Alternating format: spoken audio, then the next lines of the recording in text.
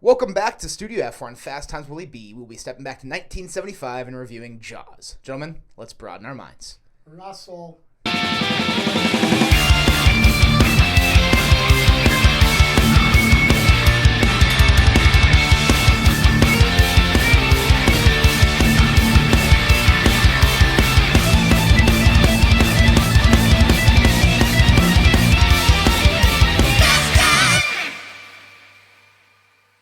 Welcome back to Fast Times Willy B. I'm Willy B. I've got my Uncle Robb back. How we doing?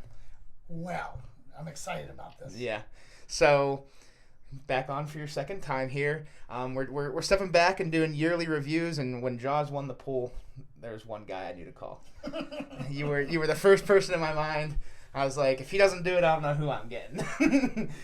So we're going to step back to 1975, and we are going to review Jaws here today. Came out June of 75. It's the summer blockbuster.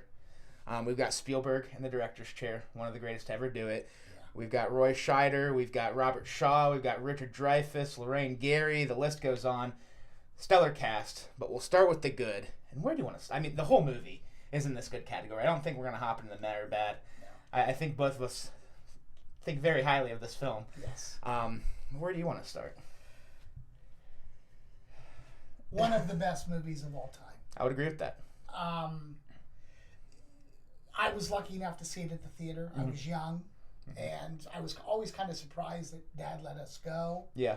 But Mom and Dad were always kind of cool about things like that. Mm-hmm. I remember we had red shag carpet on the floor in our bedroom, and I have always slept on the floor a lot. And I remember waking up that night after we saw the movie. I was in my sleeping bed, and I woke up and I saw the red carpet, and I thought I was floating on a blood red ocean, and I was terrified. Fantastic movie. The cast is fantastic. The script is fantastic. The music is fantastic. Yes. One-liners out of that movie. Some of the best one-liners. Yeah. Just nothing bad about that movie. Yeah, I agree. Nothing bad. And I think that movie, you could not make a movie about sharks after that. Yeah. That was ever going to compete with that movie. For sure. Especially today. They still haven't. Yeah, well, we understand sharks a lot more now. Yeah. They're not as terrifying. Back then, sharks were terrifying. Yeah. You know, this great white shark that could bite you in half. Yeah. And you knew about, sharks with the Indianapolis, during World War II and things like that. So sharks were terrifying. Yeah. And so when this movie came out, it was brand new. You'd never seen anything like it. Yeah. And so on top of the fact that you had a great story and you had great cast, of relatively unknowns, I think, Yeah, what Dreyfuss, I think the only movie before this that is like big is American Graffiti. And yeah. I mean, Scheider, he was in the French Connection, wasn't he? Yeah, but not a. Yeah. They weren't. Well, look, I'm not. And Robert Shaw, I don't really know if he did much before this movie. Well, I think he may have. I'm not saying that they hadn't done other things. This definitely put them on the map. Yes, this was the movie that launched them into the mainstream. Yeah. And so just fantastic across the board. For sure. And I mean, you said cast, definitely, a great ensemble, especially the trio we get on the Orca for the majority of the movie, but director too. I mean, they get a guy like Spielberg. Yeah. And he's done it time and time again since this movie. Yeah. But his direction in this movie, he takes that script and he ran with it. Great cinematography. I mean, it's like you said, it's a movie that if you watch it at a young age, the fear of sharks is going to be instilled on you. And there were other things too, because we grew up going to Cape Cod. Yeah. And was that Nantucket or Martha's Vineyard it was filmed? Martha's Vineyard. Okay, well, we went to Martha's Vineyard. Yeah.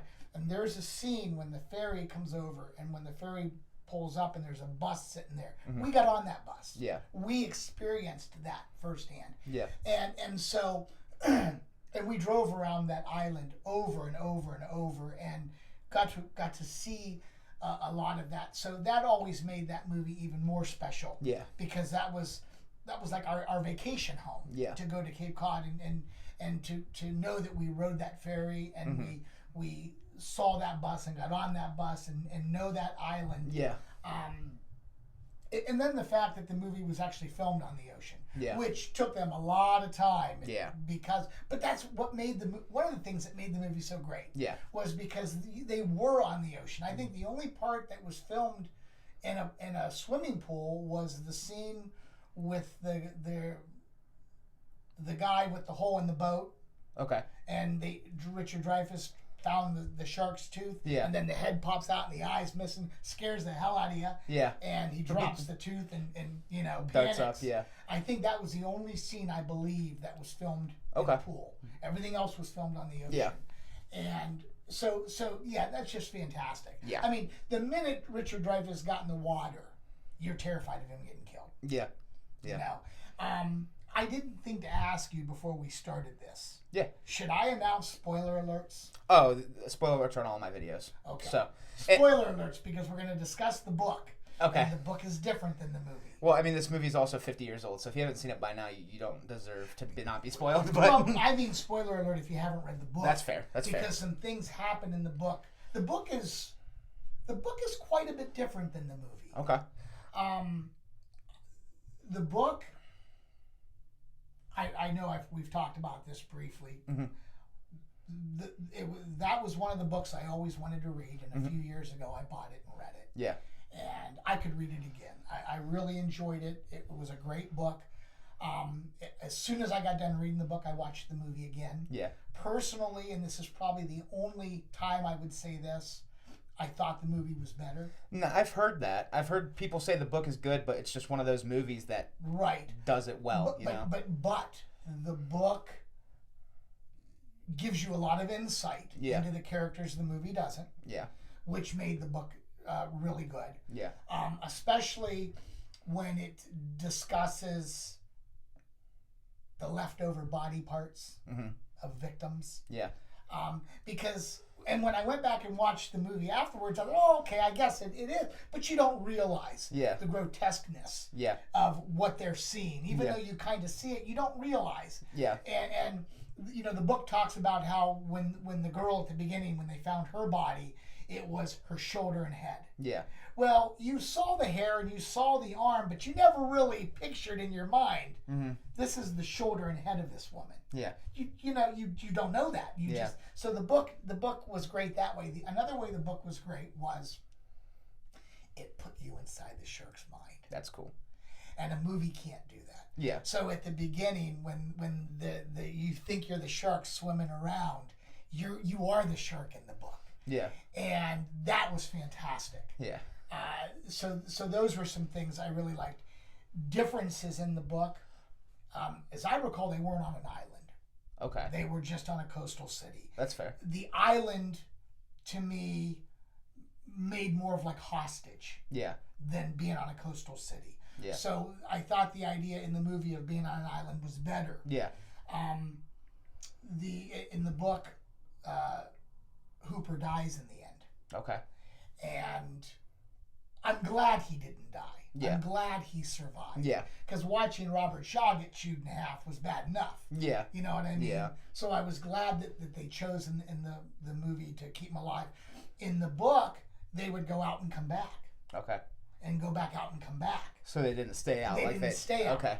I thought it was better that they stayed out because they went, even though they were almost captive, like I said, on the island. Now they're even more captive on this boat, the Orca. Yeah, you know, not a big boat either. Not a big boat because they needed a bigger boat. They needed a bigger one. And when Robert Shaw took that baseball bat and took out the radio, I mean, you know, what a scene. Yeah. The book gave a lot of insight into the mayor and corruption, things going on in the village or city of Amity, or Amityville, not Amity, that the movie doesn't even touch on. Yeah. So there's a lot there. Hooper has an affair in the book with the chief's wife. Oh. and which she regrets. Yeah. One of the things that, for some reason, it never hit me was how young the character of Hooper is in the movie. For some reason, I always looked at those guys as roughly being around the same age. And maybe it's because he had the beard and mustache and it was scruffy. Yeah. And so that made him look a little older. I checked to see what Richard Dreyfuss's age was when he filmed that. And he was the age of the person in the book. Oh, that's about cool. 27, 28 years old. Well, I saw American Graffiti much later after seeing this movie, and him being in American Graffiti as a high school kind of opened my eyes to, oh, he might be young in Jaws, because I always thought the same thing. I always thought because he had the beard that they were all, they're around the same age, and now he is much younger. Yeah, right. and you they really touch on that in the book. Yeah, he is very different that way because he is so much younger. Yeah. So that was a standout in the book. Like I said, great book, definitely worth reading, but I just think the movie it took a great book to make a great movie. Yeah. But they just made the movie so good. Yeah. And I've read a lot of different novels that went on to become great movies, and I enjoyed them all, but I think that's the only one that I could say the movie was better. Yeah. You know? Yeah. Yeah, I mean, some things I really liked about this movie. One thing is, I know we don't get quite probably as many of the body parts as we do in how you said in the book, but like that scene where the leg falls, I always thought that was really cool. It was. And for 1975, that looks really good. Yeah. You mentioned the eye popping out and the jump scare. It always gets you. And then the shark. I mean, the shark looked great. Yeah. And it was a blessing to them, and they probably didn't realize it at the time, that the shark didn't work very well. Yeah. And that they had to scare you more with the idea of the shark than with the actual shark. Yeah. And I think that made the movie better in a few different ways. Number one, you really didn't see much of the shark until the very end. Yeah. I mean, remember the scene on the pier when the guys throw the chained beef out? Yeah. And all of a sudden, something pulls it out, and next thing you know, the pier's gone, and these guys are swimming for their lives. I mean, you are at the edge of your seat. Yeah. You're terrified. Yeah. And then it just kind of floats back. Yeah. And it's gone. And you still haven't seen the shark. Yeah. So now you've had that great opening scene with that woman getting, the way that they tugged, and that was fantastic. Yeah. And then you have that scene there, and then, like you said, the scene with the guy on the leg, and then the boy in the raft. Yeah. And what's funny, again, going back to growing up, going to Cape Cod, we owned those rafts, blue on one side, yellow on the other, and they were like a canvas. Okay. They weren't plastic like rafts are today. And so when you see that raft and you see the blood and everything, for me, it just touches, home, because we were on those beaches, and and what's funny now is there's great white sharks there. Yeah. Yeah. And because the seal population migration. Yeah. So, of course, when I was growing up, that was not really a thing, but now it is. Yeah. So the irony there. Yeah. Yeah, the movie brought the sharks. I was telling Dad, I was like, we need to make a trip this year because it's the 50th. Martha's Vineyard's doing a 50th anniversary thing for Jaws. Ironically, we're planning a trip to Cape Cod this year. Yeah.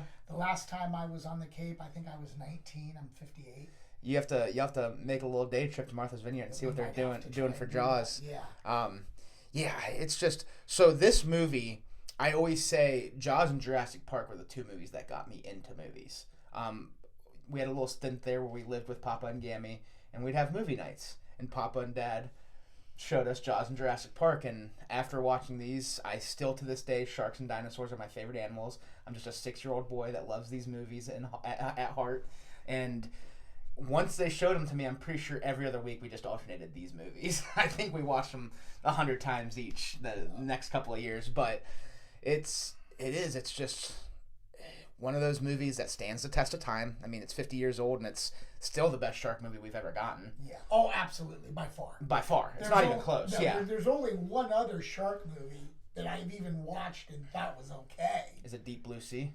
Is that the one with Samuel L. Jackson? Yes. Yes. I agree. Yeah. That was the only one that was... And it was nowhere near Jaws. It's a good movie, but it's not Jaws. Now, I guess... What was the one Blake Lively. Oh, Shallows. Shallows. Yeah. I enjoyed that movie. Yeah. Not an awful movie.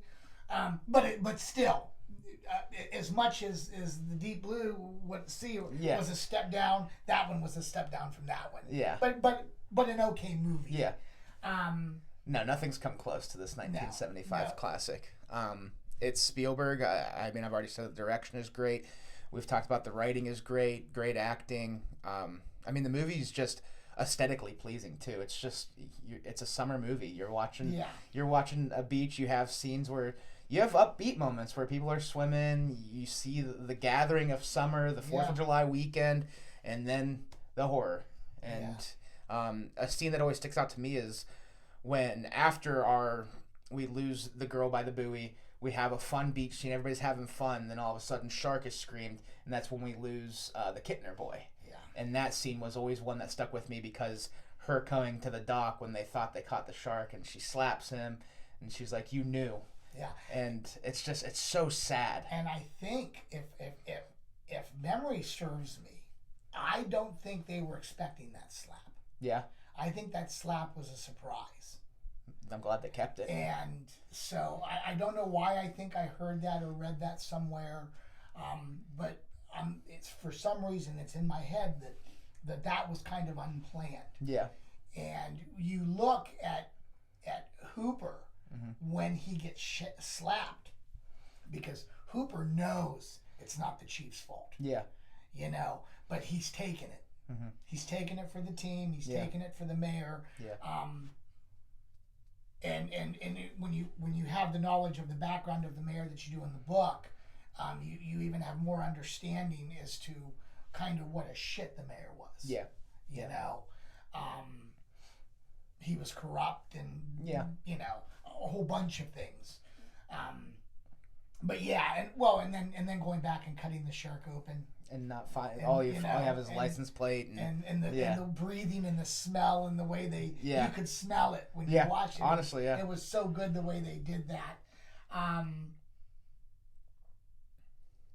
Fantastic movie. Yeah, and then I mean, obviously, the rest of the movie we get on the orca, the scene when they're sitting around the table and singing and show me when you go home. Yeah. It's just so good. You just want to be a part of the orca crew when you're watching it. Like, you want to be one of those guys until obviously the shark strikes. And they're showing their different scars from and he's gonna show his hernia scar. Poor Chief doesn't have any scars. It was when he says mother. You know? I mean, that was, and then boom, the boat gets struck. Yeah. And everything, and they get struck again. Yeah.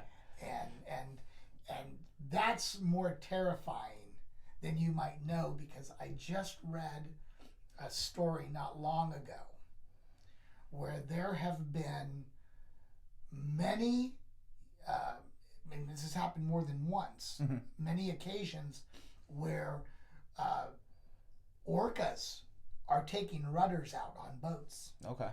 And sinking the boats. Now, people have died. It didn't say anything about them actually being attacked by the orcas, but that the orcas are literally attacking boats. I think it was down in Australia, taking the rudders out and sinking these boats. And so you start thinking about that big shark hitting that boat. That makes it even more terrifying because it can happen. Yeah, that's something it's feasible if a shark wanted to do it. If something wanted to do that. Yeah. Yeah. So terrifying. Yeah. And then getting in the cage. Yeah. And so, all right, so here's my question. Hit me. Best line in the movie. I mean, it's probably a basic pick, but No, it's not. I know what you're going to say. Go ahead. You're going to need a bigger boat. It's not the best line in the movie. What is? You are going to ignore this problem until it swims up and bites you in the ass. That is a pretty good line. I also love when he tells the shark to smile right before blowing him up. Yeah. Which doesn't work that way. Yeah. Unfortunately, it doesn't work that way. Yeah. I've shot a lot of cans, and they shoot, but they don't blow up like that. But that's okay. See, my favorite part of that is the evolution we get of Chief Brody on the ship. Because day one, he's like even scared to walk around the edge, and then now he's just up there on the last piece of wood that's floating. Right. I see you brought your rubbers. Yeah. So I thought that was cool that he gets over his fear along with the story, you know. Right. Well, when he's chumming. Yeah. And they're all busy doing whatever, not shark. And that was really one of the first times. I mean, you saw subtle things of the shark, but that's the first time you really see the face of the shark. Yeah. And the look on the chief's face, you know, I mean, terrified. Yeah. We're gonna need him. That's a good shot. Yeah. That's a really good shot. Yeah. What a movie. I mean, I don't think there's enough good things to say about this movie. It's just one of those movies. We haven't even talked about the music. Yeah.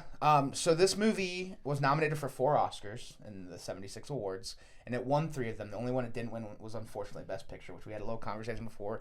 We both think this is our favorite film of 75. But it did win editing. Makes sense. It won Best Score, which John Williams obviously has made a name for himself since this movie. I mean, I feel like if you're talking about the most iconic scores of all time, John Williams has probably 5 to 10 of them, because after this he goes on to do Star Wars, he goes on to do Indiana Jones, he goes on to do Harry Potter, he's got quite the and I would say that Jaws and Star Wars are probably the best, and there are other great ones too, even ones that he didn't do, because I don't know who did the score for Rambo. But that was a great score. Yeah. I don't know who did the score for Lethal Weapon, but that was a great score. Yeah.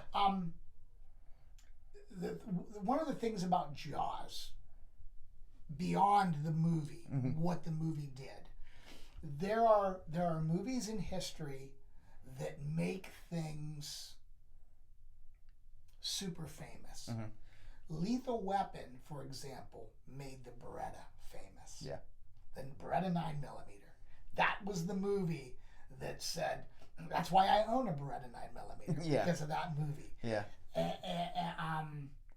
Jaws was the movie that made sharks famous. Yeah. Everything now, Shark Week, all the different things that you ever see with sharks, they really do come from Jaws. Yeah. And so what an incredible thing for a movie to do. Yeah. You know? And I mean, you talked about how, we don't see a lot of the shark, but it creates tension, it creates fear, and the music plays a big part in that too. Oh, absolutely. There's nothing like when that chain's being pulled and you hear bun, right. Right. And I mean, it's so iconic of a score that you have kids. I mean, I still do it, swimming in a swimming pool, and you're sneaking and you make that sound. You do the dun dun dun dun dun dun dun. You do it. It's a score that I would say is one of the most iconic of all time. Yeah, absolutely. Just, I mentioned to you before we started filming that I don't think you could ever say this was the best movie ever made or that was the best movie. You'd be better off to pick a number, say 50 or 100, and say in no particular order, these are the best movies ever made. Yeah. And whatever that number would be, Jaws is going to be in that. Yeah. For one of the best movies ever made. Oh, 100%. And I think 100 years from now, it's still going to be one of the best. As a matter of fact, probably as time goes on, it just goes up. Yeah. In its quality. Yeah. Well, especially with the lack of shark movies that compared to it, it just continues. Well, but I think they ought to just stop trying to make shark movies. I agree. Same with dinosaur movies. I mean, that's a discussion for another day. Yes, but it is. Yes, it is. Jaws and Jurassic Park will never be matched. No. The original Jurassic Park. Now, let me rephrase that, because I find enjoyment in the Jurassic World movies. We got one coming out this year, and the trailer got me pretty excited. They're not nearly as good as the Jurassic Park movie. I'll continue to take Jurassic World movies because that's the best you're going to get today, but these people that, there was this movie that came out a couple years ago called 65, and the dinosaurs looked cool. Really bad movie. It's just, I don't know. Yeah, but... See, nobody's done a good dinosaur movie outside of the Jurassic Park franchise. I would agree with that. Because I enjoy the original trilogy quite a bit. And as I recall, I read the Jurassic Park book. Yeah. And as I recall, the first 3 movies came from that book. Yeah. Yep. And that book was a fantastic I've heard similar things in the sense that it's darker in the book. Like Nedry's kill is like I would put if talking about great movies and great movies and memories for me. Obviously, we're talking about Jaws. That's one of them. Yeah. Star Wars is going to be one. Jurassic Park is going to be one. Yeah. I remember how I ended up going and seeing Jaws. I went with my older brother and Father Jim from the church. He took us. Yeah. Which is probably why Dad allowed it. Mm-hmm. I remember when we were on Cape Cod, ironically, when Return of the Jedi came out. Yeah. And we went and saw it twice. Yeah. Excuse me. And I remember being in California with your dad when Jurassic Park came out, and we went and saw it twice. Yeah. So, something about a good movie. I would say, I mean, if you're talking like movies that are like the most iconic, I guess is the word I'm looking for, almost like what is the poster of movies, I would say the three you just named, Jaws, Jurassic Park, and Star Wars, are probably three that would be in the conversation for what is the movie that has done the most for cinema. When I think of movies that you go to the theater and you see the movie and you walk out of the theater and you go, I gotta go back and see that again. Yeah. I could turn right around. Now, I wouldn't say with Jaws, I was really young. Yeah. With Jaws. So I was very aware it was a great movie, but I can't say that that's what I was thinking. Yeah. But you were thinking, I'm not going on vacation this summer. Get off the red carpet in the bedroom. Yeah. But it definitely is up there with movies that have done that, which would be the Star Wars movies. Those were definitely Jurassic Park, definitely. And as far there, and I'm hesitant to say that maybe this series of movies was as good as those. But another movie that makes me think that way was Rambo, First Blood, and First Blood 2. Yeah. Because I know when I saw the second one, I couldn't wait to go back to the theater and see it. I think I went back the next night. Yeah. It was just such a great movie. Yeah. You know. And unfortunately, those are very limited experiences. Yeah. In my life. We probably just touched on them. Yeah. I don't know that there were any other movies. There were other movies I saw that I thought were great movies. But I can't think of another movie that I walked out of the theater and I thought, we got to go see that again. Yeah. When you're in Cape Cod and you go see Star Wars twice, that's saying something. Yeah. When you're in California for the first time, a young adult, and you go to the movie twice, that's saying something. Yeah, for sure. You know? For sure. And I wish there were movies like that now. Yeah. It's, I mean, I guess Avatar was a great movie, but I didn't see Avatar in the theater, not the first one. Yeah. You know? Yeah, I know. I obviously, and all of you that have watched this channel know, I enjoy modern movies, but I've gotten, I mean, I was showed at a young age a lot of my dad's favorites, so I tend to lean towards my favorites being from the 70s, 80s, 90s. And Back to the Future. Yeah. I'm looking at the wall, and that was another great movie. We do have a little, I mean, Amityville, the sign might be cut off, but we got a little shark fin there behind in the water. That's Bruce himself on the wall. I made sure that he was thrown in there. He's an icon, you know? Yeah. So you got to have him on the wall. Yeah. But no, there's just, there really is not enough good things to say about this movie. It is one of the best of all time. You know, I won't say it is the best, but it's up there. Yeah. Like I don't think you can say. Like you said, you cannot say this was the best movie. You said throw out a number for Jaws. I might say 10. See, I would say if you're gonna list best movies, this is just my opinion. Yeah. You can't even put them. There's no order to it. No. You're just, to me, it would be like, hey Rob, name the best 50 movies of all time. Yeah. In no particular order. Yeah. That would be the same for me. A pet peeve would be name the best 50 drummers of all time. Yeah. And they want you to give an order. No. Yeah. I'll name 50 great drummers. I'm not putting them in order. And I would say the same with movies. Yeah. You can't say this was the best movie ever. You can't. You can just say this deserves to be on the list of great movies. Yeah. And Jaws, deserves to be on the list of great movies and always will. Oh, for sure. For sure. Anything else that we should mention in this good? I think we've covered it. Okay. So we'll hop over to our final thoughts and ratings.